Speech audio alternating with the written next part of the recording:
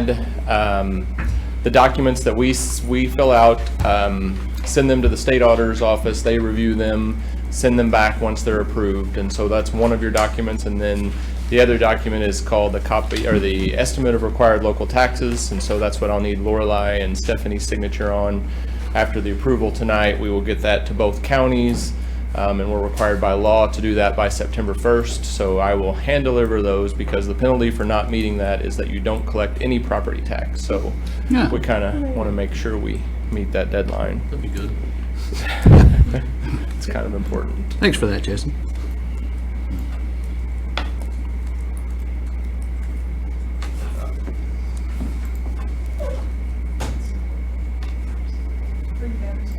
It's blinking that it's trying to connect. I'll be right back, Jason, to let you know. This won't take very long. So we still need to talk about the election from April 4th, 2017, as we're phasing in the operating levy. As you remember, we had two initiatives on the ballot. Proposition J was for the debt service. The way the state auditor's forms work, there's one whole calculation for the operating funds. There's another for the debt service fund. So Form C is the debt service fund. Look at that. Thank you, Shelby. We increased our debt service levy by 65 cents with that vote. And then the operating levy increase the operating levy by 45 cents, and I put in there our plan for phasing that in. In 2016, we're at 3.44. 2017, we levied the first 20 cents of the operating levy that was to go for pre-K through 12 instructional needs. If you remember, when we set the tax rate last year, if you do a voluntary rollback in a non-reassessment year, which are even numbered years, you have to do that same voluntary rollback in the reassessment year, which is this year, the odd numbered years. So if we did voluntary, we didn't need the levy for the second high school last year, but we needed it this year. And if we did a full voluntary rollback last year, we wouldn't have been able to have the funds this year to staff all the 137, well, we didn't hire 137 teachers, but we had 137 new teachers today, a lot of that from opening the second high school. And then next year, when we can roll up that final 10 cents for the full operation of the second high school, we will. So this is a bit confusing. I just showed you Prop C was our initiative. There's also Proposition C as a revenue source for us. It's a statewide sales tax, Prop C revenue. It was passed in the early 80s, and it was passed that half of this will be new revenue for schools. The other half will roll back your property tax, because property taxes aren't really that popular. People have to pay them in December. It's Christmas time. It's not like sales tax and income tax that you just pay as you go along. So it passed overwhelmingly at the statewide level. And so half of that money is to reduce the local property tax. Well, since the early 80s, 93% of the school districts in the state have voted to repeal that. They voted a waiver of their Prop C rollback. So we're one of, I think we're down to 36 districts left in the state. We're one of 36 districts that still does this calculation and does a rollback due to our Prop C revenues that we receive. So it's basically, as sales tax increases, your property tax would decrease, and it depends on how much your local assessed valuation grows to, and then the inverse is true. And so you can see that with the history of our property tax, that this is probably the last year I can show this, but if you go back to 08, the year before the housing crisis, we had over on the right, we had a 29 cent. You can see the very top right corner, 28.96 was how much we reduced our operating levy due to that Prop C. And then the next year, our Prop C revenue went down while our assessed valuation went up. So that meant we could actually levy 5 cents more. And as I show you later, we were getting federal stimulus money, the economy was really bad, and we didn't feel like it was a good time to be raising tax rates on our local patrons when we're receiving federal stimulus money and the economy was bad. So we did a voluntary rollback at that point. But you can see how it adds volatility. So it went from 29 cents to 24, then to 25, then to 26, then up to 29. It's bounced around in that 29 to 32 cent range, and it's the calculation for this year is the same 0.3191 is what will reduce our property tax due to the Prop C rollback. So our operating levy for this year is going to be exactly the same as it was last year. We're going to do that 31.91 cents for Prop C rollback. We are required by law to do the same 0.1758 of a voluntary rollback, so we'll have a $3.79 operating levy. This was a bit disappointing. So every odd numbered year is a reassessment year, and so you take all the property that's currently on the books and you see, so it's 2019, they were last reassessed in 2017, so what are the values of those properties in 2019? But you can only get growth up to the CPI of this 1 year. So if a reassessment would have grown by 1.9% or 5% or 10%, we would have gotten 1.9% increase in revenue, because the Hancock Amendment requires us, we can't get a windfall due to reassessment. So we're limited to basically a 1.9% increase in our revenue due to reassessment. Well, our reassessment was less than 0.5%. So 1.9, so that's saying in the last 2 years, the property that was on the books in 2017 only grew in value by 0.0037%. So we had more new construction than what we talked about in June when we did the budget, but we got less in reassessment, so we're probably going to have a budget amendment for a little bit less property taxes.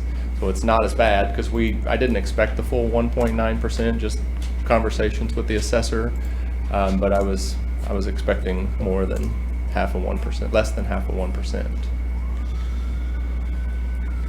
So then the operating levy is a whole different calculation. The 1.9% doesn't apply on the debt service calculation. So basically you need your money required to pay the principal and interest in 2020. So this is taxes paid in 2019. That's the only revenue that comes into the debt service fund for the most part is our property taxes. So it's paid in 2019. We receive it in January. So we have to be able to pay our principal payments in March and September, and our principal payments in March and interest payments in March and September. So we have to fund the whole year. So we're allowed to get that much. Allowable reserves, which is 1 year, costs of collections. So you get that gets you the amount of revenue that you need, divide that by your assessed valuation. So we, by statute, could levy $1.22 based on the formula. But we told our taxpayers that we only needed to get to 0.9028. That was what the voters approved. So we roll it back, that 31.82 cents voluntarily. And so we'll levy that same 0.9028 this year and for the remaining time. So this is for sure the last year. I can go back to 2004, but you can see the tax levy has been at 370, kind of was at around 367 for a while, bumped up a little bit until the tax rate increase in 2017, bumped up again a little bit because of the 15 cents for operating the second high school, and then staying the same at the 4.6928. So putting all that together, the operating levy at 379, the same as last year, and the 0.9028, the same for the debt service levy. So everything exactly the same as last year. Voluntarily rolling back about 50 cents from what we're statutorily allowed. Any questions? Jason, any ramifications in terms of the just the marginal growth in terms of property value? Any short to medium term considerations there? Or you think that's in the next time they go and reassess, we looking a little further down the road? Well, see, the problem is if you don't reassess now, Yeah. we're limited in 2021, the next time they do a reassessment, to whatever the CPI is for 2021. So we will basically have gone for 4 years, and we only get the CPI of that 1 year. So if CPI is 5 for some reason that year, we could get 5% growth, but if for some reason it's 0 in that year, even if reassessment grew by 10%, if CPI happens to be 0, we wouldn't get to take advantage of any of that at that time. Sure. So long story short, taxpayers won't pay any more than they did last year. Correct. I mean, that's exactly right. The value of the properties on the books didn't change. The only increases we're getting is due to new new construction and changes in personal property. So if people went out and bought new cars, they're gonna pay more. Sure. But the rate is the same, the values that are being placed are the same. Well, I'm sure they'll like that. Oh, I'm sure. Yeah. Do we have any more increases in the future from the bond issue? Yep, so next year, we'll increase the operating levy 10 cents, and that'll be the last one. And again, that was planned, phased in. I know you presented on that a number of different times in the past. Exactly. I mean, it was done on purpose. This is a public hearing, Correct. so if there would be any people here from the public other than our administrators, who that's all I see here, and some teachers. So we would invite the public to make any comments at this time, but we do not vote on this right now, right? We're just we have an presenting it agenda for the item public. later. Later, we will vote on it. This was to gather any There is an comments. agenda item later. We were testing Jason. Thank you, Jason. We vote on it now? That's I what think we you did could last take- year. Oh. A couple years ago, we did it separate last year. I think you would take comment first Yeah. before you would vote on it. I think we just took comments and Okay. voted on it last Motion year. to That's what we approve. did, yeah. Second. Any further discussion? All those in favor say aye. Aye. Any opposed? All right, motion passes. We will sign those documents so that you can hand deliver them. Thank you. Thank you, This is Jason. the point in the meeting where we have open forum. We invite anybody to come and speak to a agenda item. Anyone? No takers tonight. Okay. Consent agenda items. Remember, all the contracts are now under consent agenda items, so I hope that you read them. I just have one question about the SSN Health. The physical therapy part of it, is that just what we do in building? It's not the athletic business and all that? Yeah, so that was my, that's physical therapy services for students that have special needs. Okay. And this year will actually be, we've been able to hire most of our physical therapy and OT in-house. The only thing that we're still contracting with right now is the need for speech and language therapy. It's, right now only for our non-public students. Okay. So, Awesome, thank you. It wasn't clear to me. I move to approve consent agenda items A through I as presented. Second. Any discussions? All those in favor say aye. Aye. Any opposed? Motion passes. All right, reports and communications, Dr. Schindler. All right. Just a few pieces of information for you. One, we started our new teacher orientation this morning. Had about 130 plus teachers, new teachers at the Capitol Mall in the community room out there. It was a great venue. Had a great morning with them. Introduced them to our district. Got to know them a little bit better. So we had a great event. But we have an entire week lined out for our new staff, and excited about the opportunities throughout this week. Along those lines of PD, we also, in partnering with our bus company this year, we want to be a better partner and help support them. So one of the things we're doing is going to, this Friday, the 16th, some of our staff are going to go out to the bus company during their meeting and provide professional development to them around student management, how to help support kids in their behaviors and management. And Bridget's office has agreed to use staff to do that for us. So we're excited about that partnership and helping our bus drivers with some strategies for supporting kids on the bus. Looking forward to that this Friday. An update with 0 Hour. You know, we made the decision to go with 0 Hour for our students, and so just by way of update, as of today, we have 26 students who have requested to do 0 Hour, so we'll have 2 courses. As of right now, we'll have 2 courses next year with 0 Hour with 26 students. That's personal finance and English 3. Those are the 2 courses we'll offer at this time. Can a parent make that mandatory against the student's will? I'll leave that up to you. I'm asking for a friend of a friend. Have them text me. Also, we're excited about the Lincoln Freshman Day of Service. They do this each year, and so they reached out to us and asked if we had anything we would like to engage the Lincoln Freshmen, and so we are.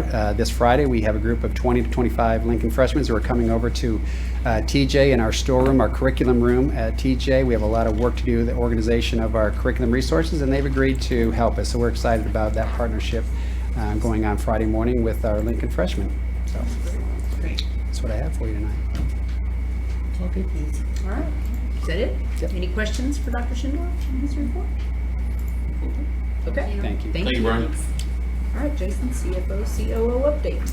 I want to start by giving a plug to Denise and all the work that she's doing. The summers are always super busy for the business office. We start off July doing, we do June, we do payrolls for staff. We do June, July, and August teacher payrolls. So June is crazy busy. Then we start off July and they have to do leave payouts and summer school payout. And there's one other payroll, I think, that has to be done by the 10th of July.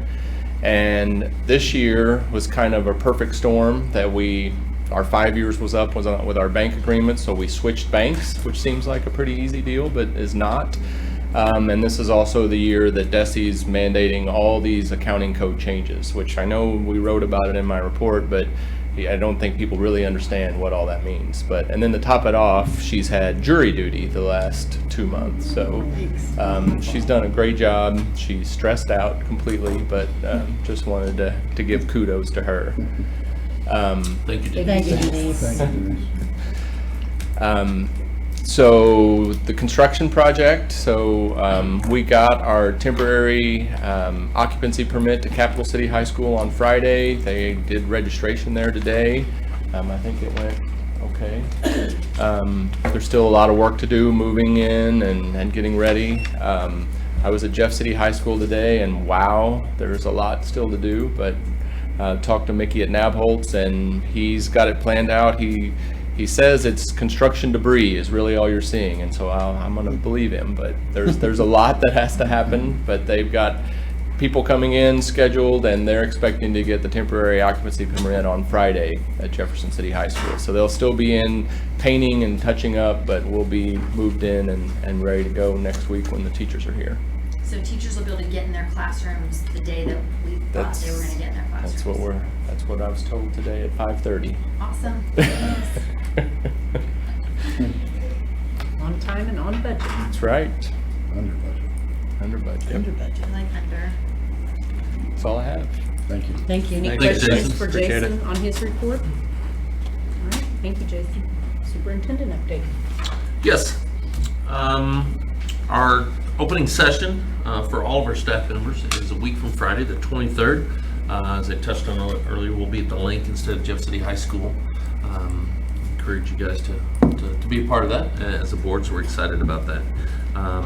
It will start at 8 o'clock. I gave you a copy of the newsletter that Ryan sent out today to all of our staff members, so you can read that for your viewing pleasure. School starts 8/27, so 2 weeks from tomorrow, so we are super excited about that. Shelby is insured our online safety training through Safe Schools, all of our staff by September 13th. Our online safety training and tracking system, courses that address environmental, behavioral health, school safety, human resources, and transportation issues. Safe Schools delivers all of this essential training for all of our employees. We are looking forward to that. We've identified some of our 6th graders that last year were 2 or more grade levels below reading level and are able tutoring for a reading program. And we have volunteers in the community, and so we're excited about that as we kick off this school year. I was able to be a part of that myself, and it's a great program, so we are super excited about that. Brian touched on earlier with our new teacher orientation this morning, so it's always great to see the excitement and the energy, and you've got new teachers, you got experienced teachers, and just what they bring to the table. So it's a little more giddy up in our steps, so we're excited about that. We met our facilities focus group as we continue to look at options to address our K-8 space needs. We still have overcrowdedness in the K-8. We addressed our 9 through 12 with the passing of J+C that Jason referenced there earlier. So continuing to evaluate options to address our K-8 space needs. We're meeting in the next month for our athletics facilities focus group to consider phase 2 considerations at Capital City High School and Jeff City High School. So we're looking forward to that as well. The YMCA has an 8th grade initiative. They are awarding a free membership for all JCPS 8th graders at Thomas Jefferson and Lewis and Clark, and to promote a healthy lifestyle and the healthy choices. So we are super excited about that. There'll be registration to help coordinate that, to provide those opportunities for our eighth graders. So we're excited about that. And our daycare, Brenda, if you would give us an update on our daycare with the change in start times at our schools. We've asked families, they're going to have to possibly make changes to what they've done in the past. So Brenda, if you'll give us an update, I would appreciate it. So as you know, we have daycare provided after school by both Boys and Girls Club as well as the YMCA. YMCA is seeking additional licensing spaces at Pioneer Trail, North, Lawson, and Bel Air because they went to a wait list quickly. And so they were very eager to do that. We have actually solicited staff members from those schools to see if they wanted to work for the YMCA. The YMCA is confident that they can get their new license dealt with and will have at least 100 spots at each of those schools. So, and they were waitlisted at 64, so we are increasing that. Stephanie still has a few spots open. Just a few. And then I have talked to a couple of our private folks, and they're seeing more than they expected, but they're seeing folks and they're happy to have extra folks. Our before school care, if you remember, families said to us that they wanted something at Lewis and Clark and at TJ. We have tried to advertise for that. Thank you, Ryan, for advertising for that. And I know our Boys and Girls Club and YMCA are at the middle schools right now during registration. But as of Friday, we had 13 signed up at Lewis and Clark and 18 at TJ. So not the rush we expected. I think we were hoping for 100 is where we would all like to end up. I don't know. I didn't get to talk to anybody from you guys today. Is it increasing today? I don't know. I'm not sure. So we're all fingers are crossed. But the good news is that we currently have a lot of spots open. Yes, we do. So that's good. Plenty. Childcare prior to the door opening at 8:20.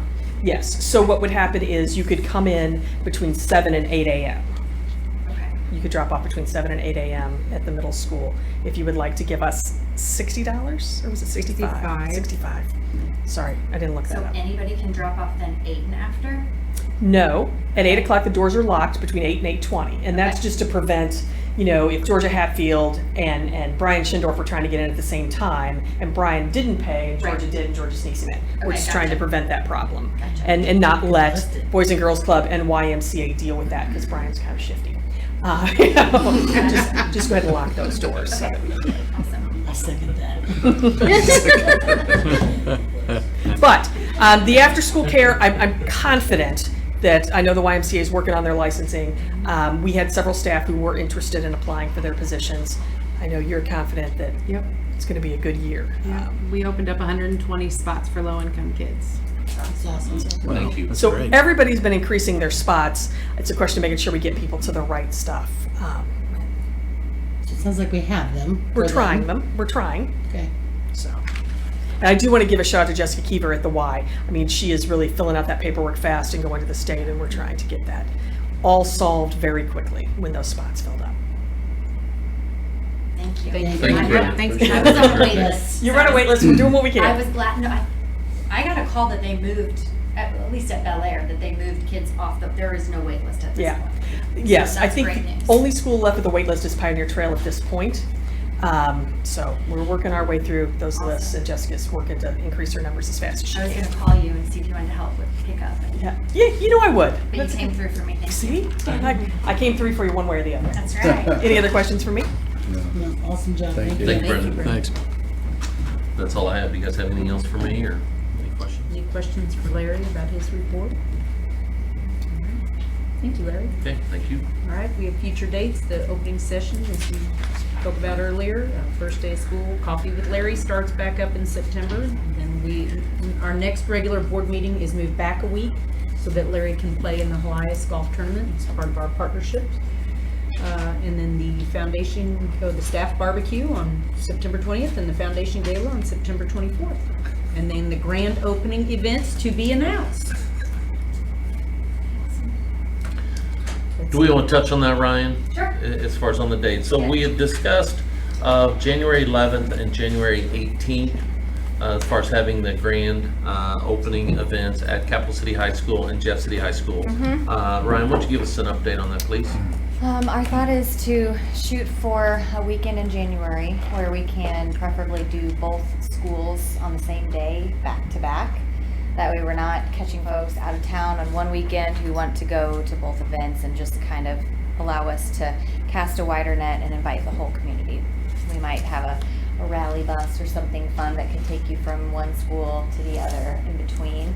But there would be kind of a formal presentation and/or ribbon cutting at each school, similar to what we did most recently with the 25th anniversary events at each of the middle schools. We'd kind of look at replicating that lineup for each school.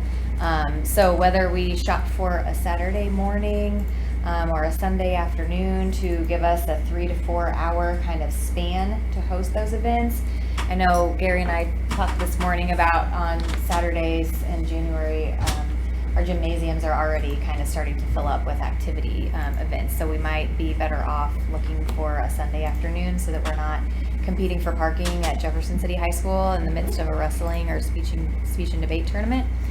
So the thought was to just go ahead and choose a date that we could get on the calendar. We have a media day that we're planning for next week to invite the media to come and tour both of the locations. We can start promoting that event at that time and let the public know that upon the completion of both projects at the end of 2019 and beginning of 2020, then we'll gladly open our doors to the public and invite them in to celebrate the grand opening with us. So we'd like to set a date if we could. Do you have any opinions on the Saturday or Sunday? I know the Saturdays, as far as activities that she touched on, but Sundays, what's your thoughts on that? Whether a 1 to 3 and a 3 to 5? Just wanted your guys' opinion about that, or thoughts on that. When is Martin Luther King Day? The 20th. We wouldn't want to do it that weekend. No, we don't. June. So like January the 12th, which is Sunday, January the 12th, from like 2 to 5. You've Something got like that, or 1 to 5. Probably. Yeah, I think we'd need at least 90 minutes at each school probably to do ourselves justice if we were going to have any kind of a formal event, but I don't know that we would need much longer than that. Just some kind of a 15-minute window in between to give folks an opportunity to get from point A to point B. I don't know really strategically that there's much more to it than that. So 3 to 4 hours should get us there. I'd give 30 minutes in between, just parking. Sure, yeah. Yeah, I like the idea of putting the date out. I mean, people are asking every Right. day. I know. Yeah, so I think it's great. Yeah. Let's hope the weather's more cooperative than it was when we broke ground for Capital Right. City. Yeah. It's Missouri, it could be 70. You never know. One Right. other wrinkle, Gary, do we know of the activities? I know we said speech and debate and the wrestling tournament on the 11th and the 18th and Saturday of the 25th, just as another option to consider. Do we know if there are activities at the high school on January 25th, Gary? Do we know? I don't have them memorized off the top of my head. I was Okay. in a conversation with Chad yesterday, no, or not yesterday. Regardless, you're fine. Recently. Okay. And there's like wrestling one of those Saturdays, speech and debate one of those Saturdays. Capital City has basketball games at like 10:30 or 10 and 11:30 on the Saturday, so. Okay. I think Saturday's better I than don't- Sunday, but if there's something every Saturday. That's what I just then- want to look. I think if you push it to Sunday, even if you were out of town, you're getting back, you're avoiding church, Right. you're avoiding Sunday dinner. It's kind of what I was thinking. If you That's bracket it in for- between, You bet. because there's a number of churches that go, right up till that noon, 12:30 hours sometimes. So a 2 to 5:30, so if you were 2 to 3:30 and then time to travel, then a 4 to 5:30 or a 3:45 to 5:15, are you thinking Yeah. that or? Even Two- One would to probably be better five, to try to and catch then people just before block dinner it and out. Sunday As long night as I'm- activities, yeah. I think the Sunday afternoon's a good plan. I think that just in terms of the time, whatever you all, at least at my position. We did 1 to 2:30. You guys can figure out those logistics, I think. And 3 to 4:30. Yeah. 1 to Most people 4:30. want to just come in and wander around and look. They Right. don't really want to care about a presentation as much as they just want to be able to see what see it's it. about.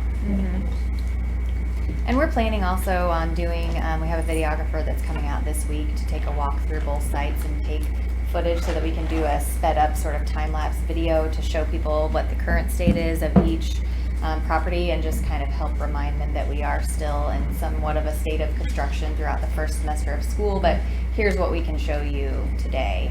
And I think if we show them that and give them these dates, that will at least help let the public see kind of the progress that we've made. Agreed. Just on. Yeah. Okay. Agreed. And Ryan, Larry, you guys will let us know if there's anything that we can do to help host or, stations, that kind of stuff, whatever. Yeah. I'm sure yes. we'd all be I think happy to that would see be a that. good so. strategy to have people people kind of positioned throughout the school that could answer Great. questions. Yeah, okay. She looking at the 12th, if we could, I'd like to decide if we could. Is the 12th or the 19th of January? The 19th would be bad, that's what. That's what it. January. You're exactly right. Yeah. And January 13th is board meeting, so just kind of move it. But the next evening would be board meeting. How about the 12th? Works January for me. 12th? January 12th, Sunday the Only 12th. time with y'all 2 days in a row? There you go. Yes, you like us a lot. And are you thinking 1 to 5 p.m., which 1 to 3, 2:40 would give folks time, or maybe some just want to go to one and not the other? 1 to 2:30, 3 to 4:30. I think that would be good. There you have it. I like it. Let's set a window of 1 to 5. Okay. And then if there's an overflow in either way, that gives us some little leeway. As long as we have a on- firm start time for both schools, I think that way if there is somebody that does only care to come to one, then they'll know what time to come. Okay. Yeah, Perfect. awesome. Okay. January 12th? January 1 to 12th. 5. Exciting stuff. There you More go. details to follow. Okay, Thanks, Ryan. thank And you. you'll Thank you, announce Ryan. that, right? That'll come from you? Yes, we will put an Making announcement sure. out hopefully later this week, now that we have that date locked in. And then again, next week when we have the media day, which I haven't sent the advisory yet to the media, Philip, but maybe tonight still, then that'll give another opportunity to put that out, but yes, we'll put that out. Thank you. Sound Thanks, good? Ryan. Thank you, Rick. Very good. All right. Anything else? No? Okay, who wants to make the motion? Motion to suspend open to enter into the closed meeting by roll call vote pursuant to chapter 610.021 of the revised statutes of Missouri, sections 1, legal actions, 2, leasing, purchase, or sale of real estate, 3, hired, firing, disciplining, 13, individually identifiable personnel records, and 14, records which are protected from disclosure by law. Second. Roll call vote? Yes. Yes. Yes. Yes? Yes. Thank you. All right, we'll take a 5-minute break so everybody can exit, and we will meet back in here in 5 minutes.